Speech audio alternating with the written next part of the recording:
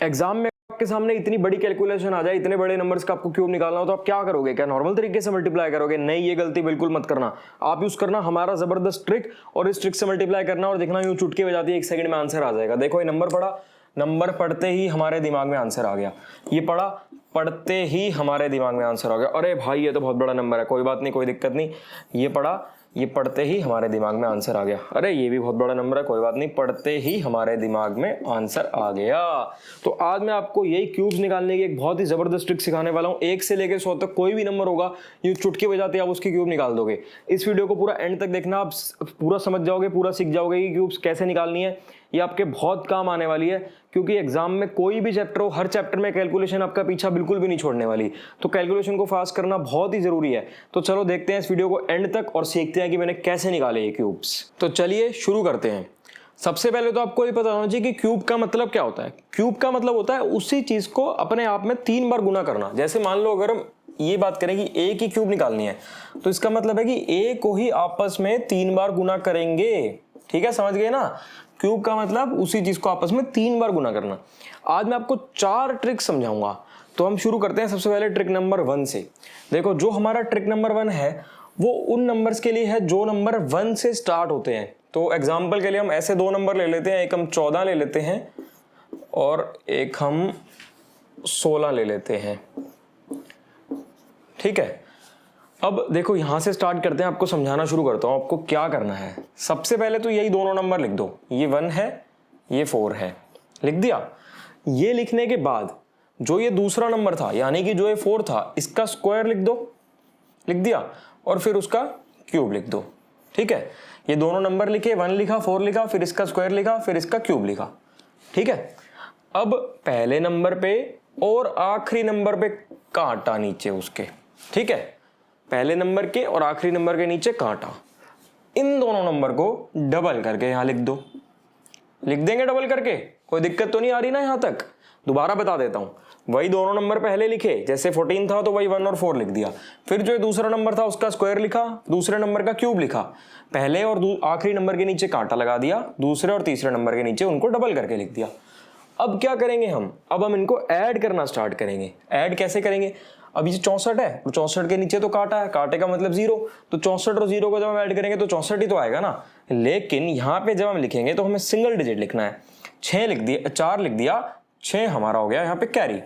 ठीक है, अब इसको ऐड करो, 6 और 16 22 और 32 54, 54 है लेकिन सिंगल डिजिट लिखना है, तो 4 यहाँ लिख देंगे, 5 यहाँ हो जाएगा कैरी। अब इसको टोटल करो, 5 + 4 9 + 8 17, 17, 7 यहाँ लिखेंगे, 1 यहाँ हो जाएगा कैरी। अब 1 और 1 ऐड करेंगे 2, ये निकल गया आपका आंसर। ठीक है दोस्तों, समझ गए ना? इसका जमा करा 64 आ रहा था, यहाँ पे हमने एक ही अंक लिखना है, 4 लिख दिया, तो 6 ऊपर चला गया कैरी होके। फिर 6 + 16 + 32 54 आ रहा था, 4 यहाँ लिख दिया, 5 यहाँ कैरी। 5 + 4 + 8 17 आ रहा था, 7 यहाँ लिख दिया, 1 कैरी, 1 + 1 2 हो गया, निकल गया। अब देखो इसी तरीके से हम 16 का भी निकालते हैं। 16 का कैसे निकालेंगे? सबसे पहले तो वही नंबर लिख देंगे, 1 लिख दिया, 6 लिख दिया, 1 और 6 लिख दिया। अब पहला और दूसरा नंबर लिख दिया, उसके बाद दूसरे नंबर का स्क्वायर लिख देंगे। 6 का स्क्वायर क्या होता है? 36 होता है। और फिर दूसरे नंबर का क्यूब लिख देंगे। 6 का क्यूब क्या होता है? 216 होता है। अब क्या करेंगे? पहले नंबर और आखिरी नंबर के नीचे कांटा लगा देंगे हम। ठीक है दोस्तों, कांटा लगा दिया ना। अब क्या करेंगे? इसको और इसको दुगना करके लिख देंगे। 6 को दुगना करेंगे तो 12 और 36 को करेंगे तो 72, बस खत्म। इसको ऐड कर देंगे। देखो ये भी मैं आपको समझा रहा हूं ना, तो समझने में हो सकता है आपको थोड़ा सा समय लग रहा हो, लेकिन जब आप एक बार समझ जाओगे और प्रैक्टिस में आ जाएगा ना, तो यूं देखते ही आंसर निकल जाएगा। 216 है तो कैसे करेंगे भाई? 6 लिखेंगे और 21 कैरी हो जाएगा। अब 21 + 36 + 72 क्या करेंगे भाई? ये तो 129 होता है, तो 129 होता है तो 9 यहाँ लिख दिया, 12 यहाँ कैरी हो गया। 12 + 6 + 12 कितना होता है भाइयों? 30 होता है। 0 यहाँ लिख दिया, 3 यहाँ कैरी हो गया। 3 + 1 कितना होता है? 4 होता है। लो जी, आ गया आपका आंसर 4096। अभी आपको और भी ट्रिक सिखाऊंगा, वीडियो को एंड तक देखना, सारे ट्रिक समझो क्या क्या करना है हमने। बहुत से लोग ये मुझे कह रहे हैं कि हिंदी में भी पढ़ाया करो। देखो मैं हिंदी में बोलता हूँ सारे क्वेश्चंस, फिर भी आपको अगर कोई डाउट आए तो आप कमेंट कर देना, मैं बता दूंगा। और कुछ समय के बाद मैं कोशिश करूंगा कि जितने भी क्वेश्चन हैं, जो भी टॉपिक्स हैं, सबकी आपको हिंदी में PDF प्रोवाइड करवा दूं। मैं आपको बता देता हूँ कि ये जो हम क्यूब निकाल रहे हैं, क्यूब को हिंदी में घन क्षेत्र कहते हैं। जो स्क्वायर होता है, स्क्वायर को हिंदी में वर्ग कहते हैं और क्यूब को घन क्षेत्र कहते हैं। तो हम इस समय घन क्षेत्र निकालने का तरीका, ट्रिक सीख रहे हैं। देखो अब अपने दूसरे मेथड पे आते हैं। दूसरा मेथड उन नंबर्स पे के लिए है जो नंबर 1 से एंड हो रहे हैं, मतलब जैसे 31, 41, 51, 21, 61, उन नंबरों के लिए जो नंबर 1 पे खत्म होते हैं, 1 से एंड होते हैं। देखो इसमें क्या करना है, इसमें बिल्कुल वैसा करना है, सेम टू सेम जैसा पहले कर रहे थे, बस उल्टा कर देना। ये यहां से उल्टा लिखना शुरू कर दो। 1 3 उल्टा लिख दिया ना, 1 3। अब इसका स्क्वायर लिख दो, यानी कि 3 का वर्ग लिख दो। 3 का वर्ग कितना होता है? 9 होता है। 3 का स्क्वायर 9 होता है। और उसके बाद 3 का घन क्षेत्र लिख दो, यानी कि 3 की क्यूब लिख दो। 3 का क्यूब कितना होता है? 27 होता है। वही किया ना, बस उल्टा कर दिया। देखो 1 लिखा, 3 लिखा, फिर इसका स्क्वायर लिखा, फिर इसी का क्यूब लिखा। अब पहले और आखिरी नंबर के नीचे तो कांटा लगा ही रहे थे हम लोग, तो मैंने आपको सिखाया ही है। इसका दुगना करके लिख दो।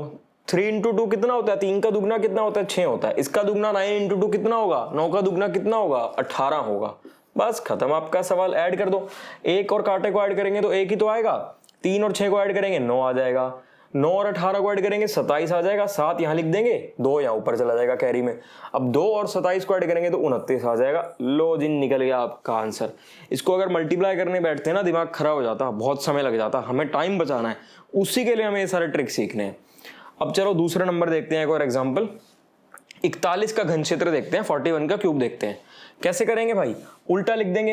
1 लिखा, 4 लिखा, ठीक है। अब क्या करेंगे? इसका वर्ग यानी कि इसका स्क्वायर लिख देंगे। 4 का स्क्वायर होता है 16। अब इसका घन क्षेत्र यानी कि 4 का क्यूब लिख देंगे। 4 का क्यूब होता है 64। अब क्या करेंगे? पहले और आखिरी नंबर के नीचे कांटा, इसका दुगना लिख देंगे, इसका डबल, और इसका दुगना लिख देंगे, इसका डबल लिख देंगे। अब इनको ऐड करेंगे। 1 और कांटे को जोड़ोगे तो 1 ही तो आएगा। 4 और 8 को जोड़ोगे तो 12 आएगा। 2 यहाँ लिख देंगे, 1 कैरी हो जाएगा। अब 1 16 और 32 49 होता है। 9 यहाँ 4 कैरी, 4 और 64 68 होता है। लो जी, निकल गया आपका आंसर। है ना बिल्कुल आसान। कोई भी डाउट हो, कोई भी दिक्कत हो, कमेंट कर देना, मैं आपको सबका रिप्लाई करूंगा और सबके डाउट सॉल्व करूंगा। अगला ट्रिक मैं आपको सिखाऊंगा उन नंबर्स के लिए जिन नंबर्स के दोनों डिजिट सेम होते हैं, जैसे 11, 22, 33, 44, 55, जैसे 22, 33, इस टाइप से। ये स्टार्ट करने से पहले आपको एक चीज बता देता हूँ कि अगर ऐसे और भी ट्रिक सीखना चाहते हो तो और बहुत सारी वीडियोस मेरे चैनल पर अवेलेबल हैं। आप जाकर उन सारी वीडियोस को देख सकते हो। मैंने इस टाइप के बहुत सारे ट्रिक सिखा रखे हैं। अगर आपने वो वीडियोस नहीं देखी तो जाकर देख लेना इस वीडियो के बाद। देखो स्टार्ट करते हैं। 22 का क्यूब यानी कि 22 का घन क्षेत्र कैसे निकलेगा?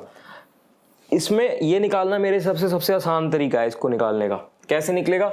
ये दोनों नंबर सेम है ना, 2 और 2 सेम है ना, तो 2 का क्यूब कितना होता है? 2 का क्यूब होता है 8, यानी कि 2 का घन क्षेत्र, 2 का क्यूब 8 होता है। 8 8 8 8 4 बार लिख दो उसके क्यूब को। लिख दिया ना? इसका क्यूब, इसका घन क्षेत्र 8 होता है। 8 को हमने 4 बार लिख दिया। ये लिखने के बाद क्या करते थे? पहले और आखिरी नंबर पे कांटा लगाया करते थे ना, वही कर दो, कांटा लगा दो। इसके बाद क्या करते थे? इसका दुगना लिखते थे, यानी कि इसका डबल लिखते थे, और इसका दुगना यानी कि इसका डबल लिख दिया। खत्म सवाल। इनको जोड़ दो। 8 और कांटा जोड़ेंगे 8 ही आएगा। 8 और 16 24 आएगा, तो 4 यहाँ गया, 2 ऊपर कैरी हो गया। 2 और 8 10 और 16 26 है, तो 6 यहाँ गया, 2 यहाँ कैरी हो गया। अब 2 और 8 10 होता है। लो जी, निकल गया आपका आंसर। अब इसका घन क्षेत्र निकालो। 33 का क्यूब निकालो। कैसे निकलेगा? 3 का क्यूब, 3 का घन क्षेत्र क्या होता है? 27 होता है। 27 को लिखो 4 बार। 27 27 27 27। पहले और आखिरी नंबर के नीचे कांटा। अब इन दोनों नंबर का दुगना, इन दोनों नंबर का डबल, ठीक है। 27 है, 27 और कांटा तो 27 ही होगा, तो 7 यहां लिख देंगे, 2 यहां कैरी हो जाएगा। अब 2 जमा 27 जमा 54 83 होता है। 3 यहां लिखेंगे, 8 यहां कैरी हो जाएगा। अब 8 जमा 27 जमा 54 89 होता है, 89। 9 यहां लिखा, 8 यहां कैरी हो गया। 8 जमा 27 35 होता है। लो जी, निकल गया आपका आंसर। अभी इसके बाद एक और ट्रिक भी सिखाऊंगा आपको, वो भी देखना। चलो अगला ट्रिक समझते हैं। ये ट्रिक उन नंबर्स के लिए जिनके दोनों डिजिट अलग होते हैं, जैसे कि 25 मान लो, 35 मान लो, 45 मान लो, 47 मान लो, जिनके दोनों नंबर अलग हैं। तो एग्जाम्पल के लिए हम 26 ले लेते हैं। बहुत आसान है, बहुत सिंपल है। देखो समझो हमें क्या करना है। बिल्कुल मिलता जुलता है पहले जैसा, हल्का सा चेंज है। क्या चेंज है? सबसे पहले तो जो पहला नंबर है, पहला नंबर कौन सा है इसमें? ये 2 है पहला नंबर और 6 है दूसरा नंबर। सबसे पहले इसका लिख देंगे क्यूब। 2 का क्यूब, 2 का घन क्षेत्र कितना होता है? 8 होता है। उसके बाद एंड में हम लिख देंगे इस दूसरे नंबर का क्यूब, यानी दूसरे नंबर का घन क्षेत्र। 6 का क्यूब, 6 का घन क्षेत्र कितना होता है? 216 होता है, ये हमने यहाँ लिख दिया। अब क्या करेंगे, अब यहां लिखेंगे पहले नंबर का स्क्वायर इंटू दूसरा नंबर, यानी कि पहले नंबर का वर्ग इंटू दूसरा नंबर। 2 का स्क्वायर 4 होता है, यानी 2 का वर्ग 4 होता है। 4 इंटू 6 24 होगा। 2 का स्क्वायर इंटू 6 लिखेंगे, यानी कि 4 इंटू 6 लिखेंगे तो ये आ गया आपका 24। अब यहां लिखेंगे पहला नंबर इंटू दूसरे नंबर का स्क्वायर, मतलब पहला नंबर इंटू दूसरे नंबर का वर्ग। पहला नंबर 2 है, दूसरा नंबर 6 है। 6 का स्क्वायर 2 गुना 36 कितना होगा? 72 होगा। बस बाकी सब सेम जैसे पहले करते थे, पहले और आखिरी नंबर के नीचे कांटा लगा देंगे। इसका दुगना लिख देंगे मतलब इसका डबल, और इसका दुगना मतलब इसका डबल। टोटल करो, 216 जमा काटा तो 216 ही होगा ना। 6 यहां लिख देंगे, 21 यहां हो जाएगा कैरी। अब 21 जमा 72 जमा 144 कितना होगा? 216 और 21 237 होगा, है ना।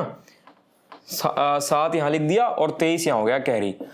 अब 23 जमा 24 जमा 48 कितना होगा? 95 होगा। 5 यहां लिख देंगे, 9 यहां हो जाएगा कैरी। 9 जमा 8 कितना होगा? 17 होगा। लो जी, निकल गया आपका आंसर। ऐसी और भी बहुत सारी वीडियोस हैं मेरे चैनल पे, आप लोग उन सब वीडियोस को जाकर देखो। और ये वीडियो अगर अच्छी लगी हो तो इसको शेयर कर दो, अपने सारे दोस्तों के साथ फैला दो, ताकि ज़्यादा लोगों की मदद हो सके। चैनल को सब्सक्राइब करो, वीडियो को लाइक करो और शेयर करो। चलो मिलते हैं अब आपसे अगली वीडियो में।